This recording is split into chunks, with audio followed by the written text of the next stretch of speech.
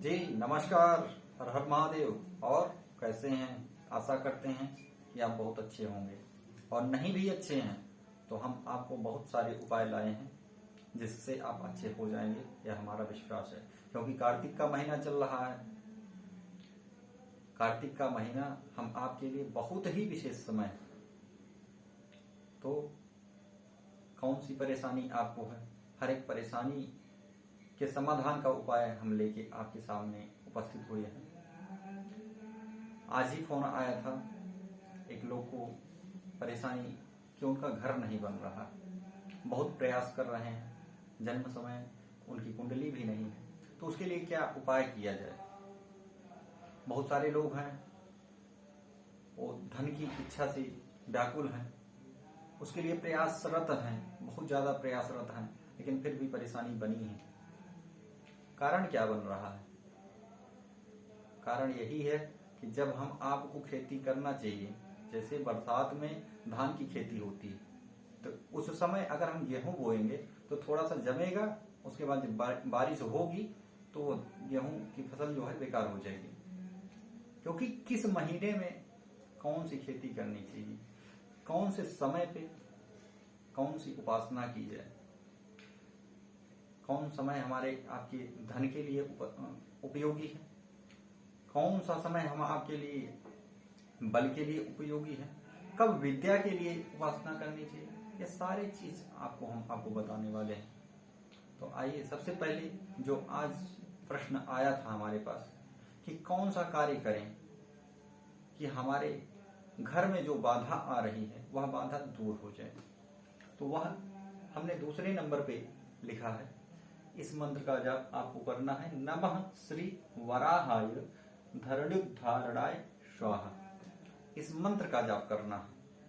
कैसे करना है उसका उपाय हम आपको बता रहे हैं। जिस किसी भी व्यक्ति को यह समस्या है कि घर बनाना अपना चाह रहा है, काफी प्रयास कर रहा है और उसमें बाधा उत्पन्न हो जा रही है, इस मंत्र का जाप आपको धनतेरस से सुबह के टाइम, उत्तरा फाल्गुनी नक्षत्र है, वो है 9:56 तक। 9:56 के पहले पहले आपको एक अखंड ज्योति जलानी है, और उसके बाद हाथ में जल लेकर के संकल्प करना है। अगर संकल्प आप नहीं कर सकते हैं, मानते हैं हम, तो हाथ में जल लेकर के थोड़ा सा अक्षत डालिए और उसमें कुसा रख लीजिए। कुसा ना हो सके तो दूर्वा डाल लीजिए, कुछ पैसा डाल लीजिए, और मन में अपनी कामना को लेते हुए सामने छोड़ दीजिए। भगवान वराह का ध्यान कीजिए, भगवान गौरी गणेश का ध्यान कीजिए। उसके बाद प्रत्येक दिन कम से कम पूर्णिमा तक इसका जाप आप बढ़ते क्रम में कीजिए। जैसे आज आप 1 माला किए तो कल 2 माला हो जाए, परसों 3 माला हो जाए। अगर इतना नहीं हो सकता है तो कम से कम आज जितना हुआ है उतना कल भी हो, उतना परसों भी हो, उससे ज्यादा ही हो। प्रत्येक बढ़ते क्रम में रहे या बराबर के क्रम में रहे। नहीं तो आज 5 माला आप जपे और कल भर अगर 4 माला हो गई तो वो चीज या अनुष्ठान आपके गड़बड़ हो जाएगा। ऐसा मत कीजिए, बढ़ते क्रम में करेंगे और ज्यादा से ज्यादा कीजिए। पूर्णिमा तक इसका जितना ज्यादा कर सकिए उसका जाप कीजिए। उसके बाद विशेष मुहूर्त देख करके, जिस दिन अग्निवास हो उस दिन, पूर्णिमा के आसपास जिस दिन अग्निवास हो उस दिन इसका दशांश हवन कर दीजिए। उसके बाद आप बताइएगा कि आपका यह कार्य सिद्ध हुआ कि नहीं हुआ। यह रही आपकी कामना की पूर्ति का प्रथम उपाय। दूसरा उपाय, बहुत सारे लोग बहुत ज्यादा परेशान हैं कि घर में पितृ दोष है। बहुत अच्छा समय है, कल से ही बस 5 दिन ध्यान देना है। भाई पूर्ण रूपेण खत्म होना ये तो संभव नहीं है, लेकिन बहुत हद तक राहत आपको मिल जाएगा, बहुत ही छोटे उपाय से। एक दीपक शाम के टाइम जलाना है, हाथ पे लेना है, हाथ पे रख करके वह दीपक जो कि घी का दीपक होना चाहिए, यह चीज ध्यान देना। मिट्टी के दीपक में जलाइए या पीतल हो उसमें जलाइए, वो आपकी इच्छा है, लेकिन वह दीपक जो हो वो घी का दीपक होना चाहिए। हाथ में लेकर के सूर्यास्त के टाइम ऐसे हाथ को उठा के आकाश की तरफ देखना है। और उसके मंत्र भी हैं, लेकिन मंत्र ऐसे में आप समझ पाए कि ना समझ पाए, आपको बस साधारण में हिंदी में आपको बता दे रहे हैं। बस आपको पितृ देवाय नमः, प्रेत देवाय नमः, धर्म रूप विष्णु देवाय नमः, यमराजाय नमः और रुद्र रूप भगवान शिव, कल्याण स्वरूप भगवान शांब सदा शिवाय नमः, इसका ध्यान करते हुए ऊपर की तरफ देखते हुए यही चीज बस इतना बोलना है। उसके बाद फिर वह दीपक नीचे उतार करके कुछ अक्षत रख के, एकदम नीचे नहीं रखना, अक्षत रख के उसके ऊपर वह दीपक आप कहीं पे रख सकते हैं। मंदिर में भी रख सकते हैं, देवालय में रख सकते हैं, अपने भगवान के पास में रख सकते हैं, या छत पे कहीं शुद्ध स्थान पे रख सकते हैं, तुलसी के समीप में रख सकते हैं, नदी के तट पे रख सकते हैं, जहां कहीं आपकी इच्छा हो। इससे आपको बस 5 दिन के अंदर में ही पितृदोष से काफी राहत मिल जाएगा। उसके बाद तीसरा उपाय आपको बताने जा रहे हैं। जो लोग धन से काफी परेशान हैं, धन से परेशान वाले लोग परसों धनतेरस के दिन एक बहुत ही विशेष मुहूर्त है। ऐसा मुहूर्त हम समझते हैं कि हमारे जिंदगी में आया है कि नहीं आया है, हम नहीं जानते हैं, शायद नहीं ये आया होगा, हम आशा करते हैं। यह ऐसा मुहूर्त पहली बार आया। क्या है मुहूर्त में? क्योंकि धनतेरस के दिन मंगलवार पड़ रहा, एक बात।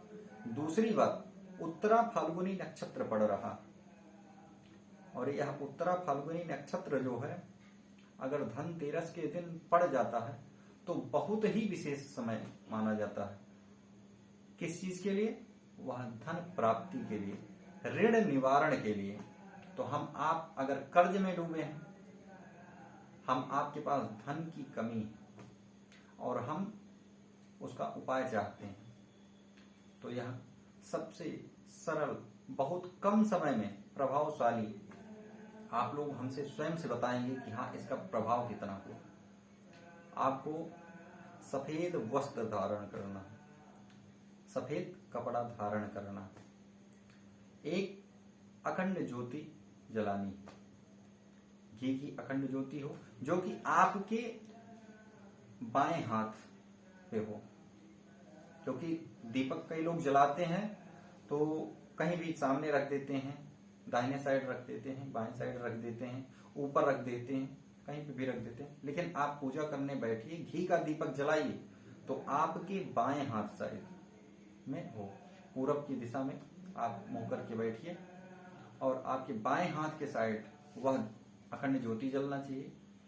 और अपना हाथ फैला करके उसमें थोड़ा सा जल, कुसा, अगर कुसा नहीं है तो दूरवा, पैसा लेकर के यह अपना जो विचार है संस्कृत में संकल्प कर सकते हैं तो बहुत उत्तम है, नहीं कर सकते हैं तो अपनी भावना को बस मन में लीजिए कि भगवान हम इसी कामना के लिए यह कार्य कर रहे हैं, यह जाप इसी के लिए कर रहे हैं, ऐसा मन में विचार करके सामने जल छोड़ देना है। भगवान गौरी गणेश का ध्यान करना है, गौरी मतलब लक्ष्मी माता और गणेश जी का ध्यान करना है। उसके बाद फिर आपको नमः कमल वाशिनी स्वाहा इस मंत्र का जाप करना है, कम से कम 108 माला। और इसका जाप करने के बाद हवन करना। हवन कैसे होगा? वस्त्र तो आप सफेद पहने ही हैं, सफेद फूल भी होना चाहिए, सफेद तिल होना चाहिए, गाय का घी होना चाहिए और उसमें शहद होना चाहिए। बस इतने चीज उसमें मिश्रित करके आपको, हाँ, लकड़ी का भी ध्यान देना है। आम की लकड़ी पे यह हवन नहीं करना है, यह हवन होगा गूलर की समिधा पे। गूलर समिधा, समिधा जो कुछ भी हवन में प्रयोग होता है लकड़ी, उसे लकड़ी नहीं बोलना चाहिए, दोष लगता है, ऐसा शास्त्रों का मानना है, उसे समिधा बोला जाता है। तो गूलर की समिधा जो होगी उस पे यह हवन करना है। अगर गूलर की समिधा नहीं संभव हो सकती है तो बेल की समिधा हो, इसका आप जाप करके एक दिन में ही प्रभाव देख सकते हैं। आप कीजिए और उसके बाद इसका रिजल्ट हमें बताइए कैसा आपके ऊपर प्रभावशाली हुआ। तीसरा उपाय आपको हम बताने जा रहे हैं, लाल वस्त्र धारण करना है। यह भी लक्ष्मी प्राप्ति के लिए है। और आपके घर में जिस प्रकार की बाधा है, कई लोगों के यहाँ पितृ बाधा है, कई लोगों के यहाँ वास्तु बाधा है, कई लोगों के यहाँ ग्रह बाधा है, हर एक प्रकार की बाधा को शांत करने वाला और तत्क्षण प्रभाव दिखाने वाला यह उपाय है। आपको फिर से ध्यान देना है। अखंड ज्योति वैसे ही जलेगी जैसे आपको पहले हमने बताया। लाल वस्त्र धारण करना है।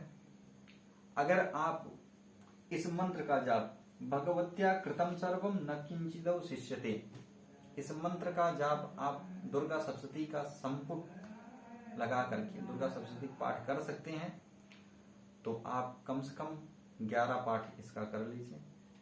11 पाठ नहीं कर सकते हैं तो कम से कम, भाई एक दिन में तो हो पाना संभव नहीं है, 11 पाठ अकेले बिल्कुल नहीं कर सकता कोई, तो एक पाठ तो हो ही जाए। 11 दिन में आप कर लीजिए 11 पाठ।